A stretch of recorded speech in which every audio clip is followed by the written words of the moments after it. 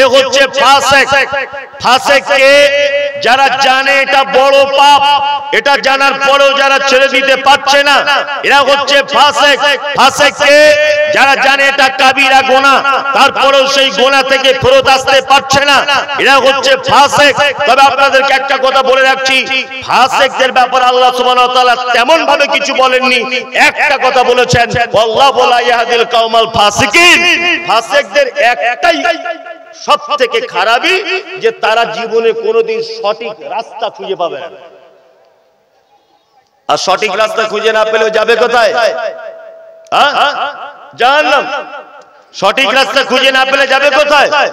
জাহান্নাম। আরেকটা ফাসিকদের ব্যাপারে বলা হয়েছে যে ফাসিকরা যদি তোমাদের কাছে কেউ কোনোদিন কোন খবর যদি নিয়ে আসে, তোমরা সেই খবরকে না যাচাই বাছাই করে কখনো সিদ্ধান্ত নিতে যাও না। অনেক সময়তে দেখা যায়, অনেক সময়তে মেঘের কারণে, আকাশ মেঘলা থাকার কারণে ঈদের চাঁদ দেখা যায় না। হয় কি হয় না? হয়। আপনাদের গ্রামটার নাম জানি না, এই গ্রামে ধরে নেন বিশাল মেঘ করেছে, 30টা রোজা পূর্ণ হয়ে গেছে বা 29টা রোজায় চাঁদ দেখতে গেছে মানুষ, কালকে ঈদ হবে কিন্তু চাঁদ দেখতে পাওয়া যাচ্ছে না। এখন হঠাৎ করে একটা লোক মোটরসাইকেলে করে এসে বলছে, আমি আল্লাহর কসম করে বলছি চাঁদ দেখেছি, আমি রায়গঞ্জে ছিলাম, আকাশ ওখানে পরিষ্কার, কিন্তু সমস্যা লোকটা নামাজ পড়ে না। যে খবরটা দিচ্ছে ও কি 5 ওয়াক্ত নামাজ পড়ে না, ওর দাড়ি নাই, ও গাঁঠের নিচে কাপড় পরে, ও ঘন ঘন মিথ্যা কথা বলে, ও সুদের সঙ্গে যুক্ত, ও হারাম কাজে যুক্ত। এই লোকটার কথার ভিত্তিতে ঈদের নামাজ পড়া চলবে না, কারণ ও ফাসিক। ফাসিকদের কোন খবর নিয়ে সেই ইমানদারেরা সেই খবরের ভিত্তিতে কোন সিদ্ধান্ত নেওয়া চলবে না। ফাসিকদের কোন খবরের ব্যাপারে যাচাই বাছাই করতে হবে। তার মানে কোন মানুষ যেমন তেমন ভাবে কোনো কিছু খবর দিলে আগে সেই মানুষকে যাচাই বাছাই করতে হবে, তারপর সেই খবরে উপরে সিদ্ধান্ত নিতে হবে, তার আগে সিদ্ধান্ত নেওয়া চলবে না। ফাসিক, আল্লাহ সুবহানাহু ওয়া তাআলা বলছে, আল্লাহু লা ইয়াহদিল কওমাল ফাসিকিন। কোশ্চিন কালে তারা কোনদিন সহজ সরল রাস্তা পেতে পারে না।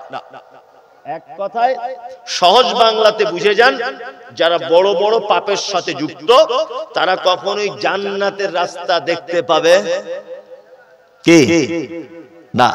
তারা সব সময় বাঁকা পথে চলবে, সব সময় বিভ্রান্তির বেড়াজালে তারা আটকে যাবে। কি বলছি বুঝতে পারছেন? এইবার আরেকটা কথা আপনাদেরকে বলি, মুশরিক। এ ভাই, মুশরিক কাদেরকে বলা হয় এটা জানেন? পবিত্র আল কোরআনে আছে না নেই? মুশরিকুন শব্দ আছে না?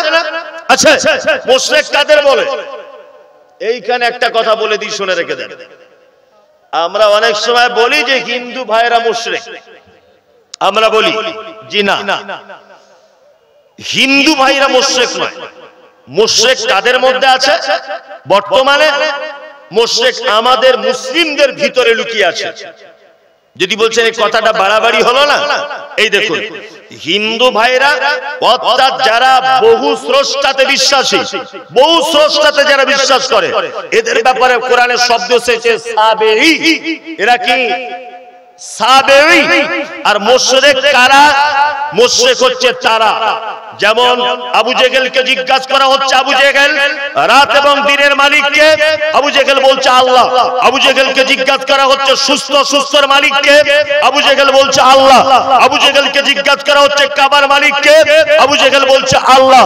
মানে কাবার মালিক যে আল্লাহ এটা আবু জেহেল জানতো, তাহলে আবু জেহেল মুশরিক হলো কেন? কেন? আবু জেহেলের ধারণা এই ছিল, বেটা মোহাম্মদ শোনো, তোমার আল্লাহ কাবার মালিক এটা জানি, রাত দিনের মালিক এটা আল্লাহ জানি, সুস্থ অসুস্থতার মালিক আল্লাহ এটাও জানি, কিন্তু তোমার আল্লাহকে যে ডাইরেক্ট পাওয়া যাবে না, 360টা দেবদেবীর মাধ্যমে আল্লাহকে পেতে হবে।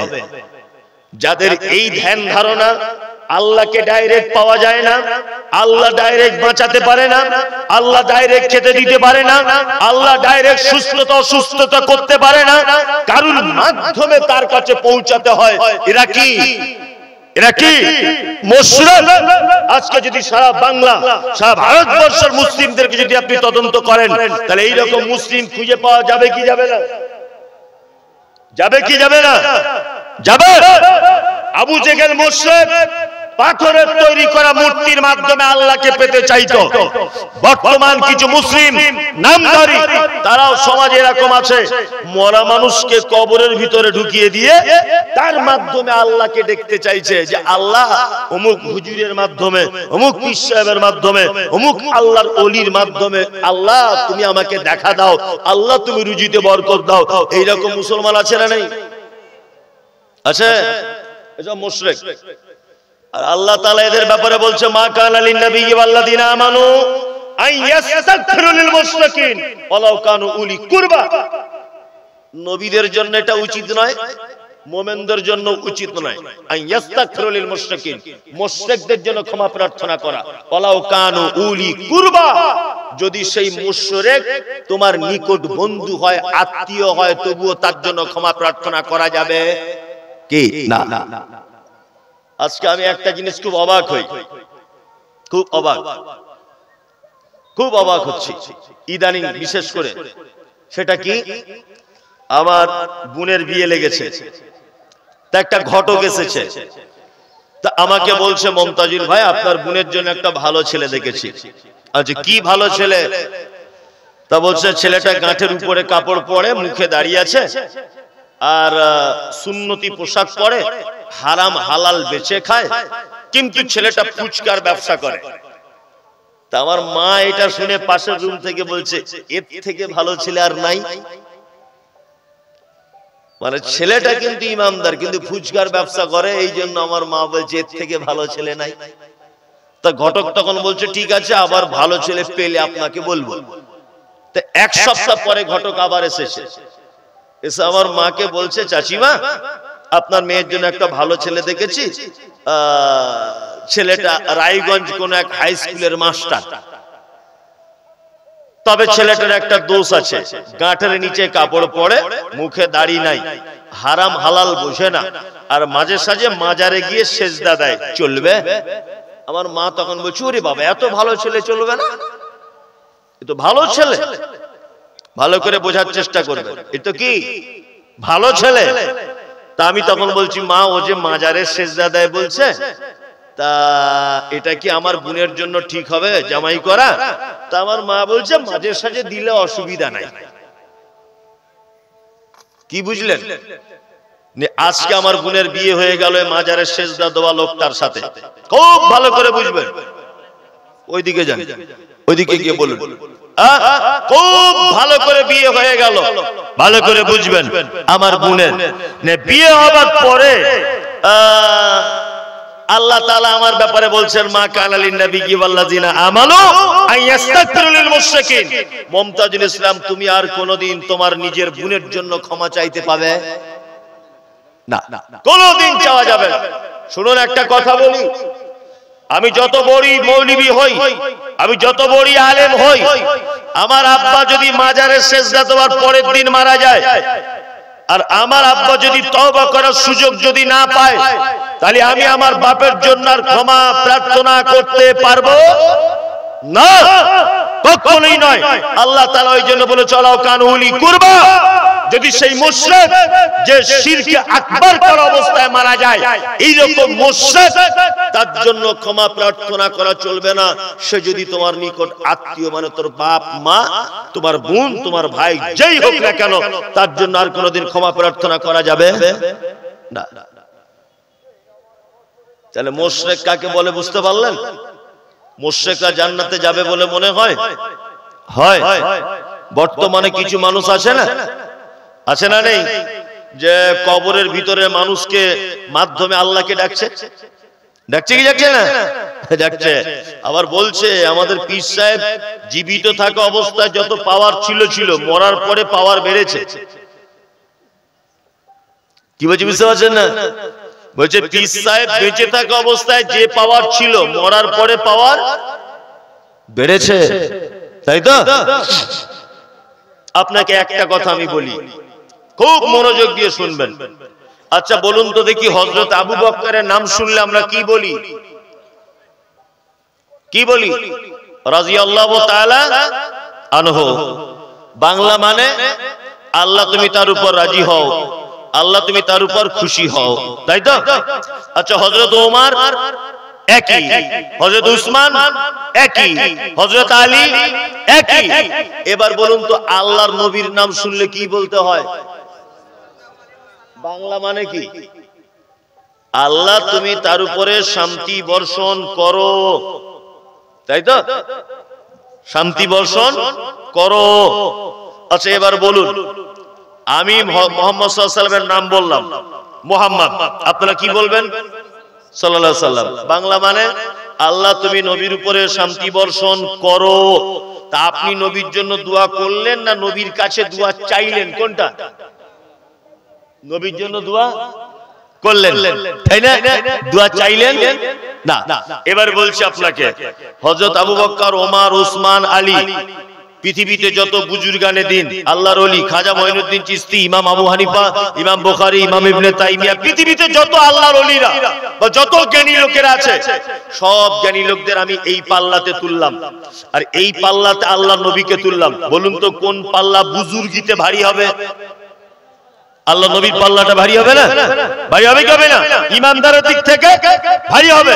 তাহলে পৃথিবীর সবথেকে দামি মানুষ মুহাম্মদ সাল্লাল্লাহু আলাইহি ওয়াসাল্লাম, তার জন্য আমরা দোয়া করি যে আল্লাহ তার উপরে শান্তি বর্ষণ করো। তা মুহাম্মদ সাল্লাল্লাহু আলাইহি ওয়াসাল্লামের থেকেও কি তোমার পীর সাহেব বড়? তা তুমি ওর কাছে দোয়া করো কেন? তুমি ওর কবরে দোয়া চাইতে যাও কেন? হ্যাঁ, মদিনাতে আল্লাহ নবী সাল্লাল্লাহু আলাইহি ওয়াসাল্লাম শুয়ে আছেন। কোথায়? মদিনাতে। আমি তো প্রত্যেক মাসে মাসে প্রায় যাই মক্কা মদিনাতে। ওখানে গিয়ে একবার কবরের সাইতে হাতটা তুলবেন তো, শুধু একবার হাতটা তুলবেন, পুলিশ সঙ্গে সঙ্গে আপনার হাত নামিয়ে দিবে। এই হাজী, কাবার মালিকের কাছে দোয়া চাও। এদিকে দোয়া চাইছো কেন? কাবার মালিকের দিকে যাও, চলো ওইদিকে ফিরো। মানে পশ্চিম দিকে মুখ করিয়ে দেবে পুলিশ আপনাকে ঘুরিয়ে। তার মানে বলতে চাইছে কাবার মালিকের কাছে দোয়া চাও। নবীর কবরে দোয়া চাওয়া যাবে না। নবীর কবরে যদি দোয়া চাওয়া না যায়, তাহলে সব গাঁজাখোর মাতাল এদের কাছে দোয়া চাওয়া যাবে? একদম যাবে না। আল্লাহু আকবার, কি বড় চিটার! চিটারের তো কোয়ালিটি থাকে। এমন করে বলছে মনে হচ্ছে জান্নাত ওর বাপের রেজিস্ট্রি করা আছে। এমন করে বলছে যে জান্নাত মনে হয় আগে থেকে বুকিং করা আছে, অথচ জাতিকে ধোঁকা দিচ্ছে। কি বললাম বুঝলেন? একটা কথা আপনাদেরকে বলি, একটা গল্প বলি। এগুলো বক্তব্য দিতে গিয়ে আলেম ওলামাদের অনেক কাজ হবে। বাদশাহ হারুন রশিদ, বাদশাহ শাহজাহান, বাদশাহ শাহজাহান, তার কাছে একটা লোক এসেছে। তার লোকটা একটা বাঁশ কাঁধে নিয়ে এসেছে। আগেকার দিনে বাঁশের দুই সাইডে ধান বেঁধে ধান আনতো, ওটাকে আপনাদের কি বলে? বাহক। ওই বাহক একটা লোক নিয়ে এসেছে কাঁধে করে, আর বাহকের একদিকে আছে একটা খাঁচা, আর একদিকে আছে একটা পাখি ধরা ফাঁদ। তা বাদশাহ শাহজাহান জিজ্ঞাসা করছে, কি ব্যাপার, তোমার বাহকে খাঁচার ভিতরে পাখি কেন, আর তোমার ওইদিকে পাখি ধরা ফাঁদ কেন? তখন ওই বাহকওয়ালা বলছে, বাদশাহ, ও বাদশাজি, গভীর জঙ্গলের ভিতরে আমি এই খাঁচাটা রেখে দিই, আর পাশে পাখি ধরা ফাঁদটাকেও রেখে দিই, আর এই পাখিটা নিজের ভাষাতে ডাকে, আর ওর স্বজাতিরা ওর ডাক শুনে ওর সঙ্গে দেখা করতে এসে ওই ফাঁদে পড়ে যায়, আর আমি জবাই করে করে পাখিগুলোকে খাই। বাদশাহ শাহজাহান তখন বলছে, এক কাজ করো তো, তোমার বাহকে যে পাখিটা আছে পাখিটাকে আমার কাছে দাও, পাখিটাকে আমার কাছে আনো। বাদশা পাখিটাকে ধরে একেবারে কচ কচ কচ কচ কচ কচ করে কেটে দিল। বাহকের মালিক বলছে, বাদশাহ, আপনি আমার রুজি রুটি মেরে দিলেন, আপনি আমার রুজি রুটি মেরে দিলেন।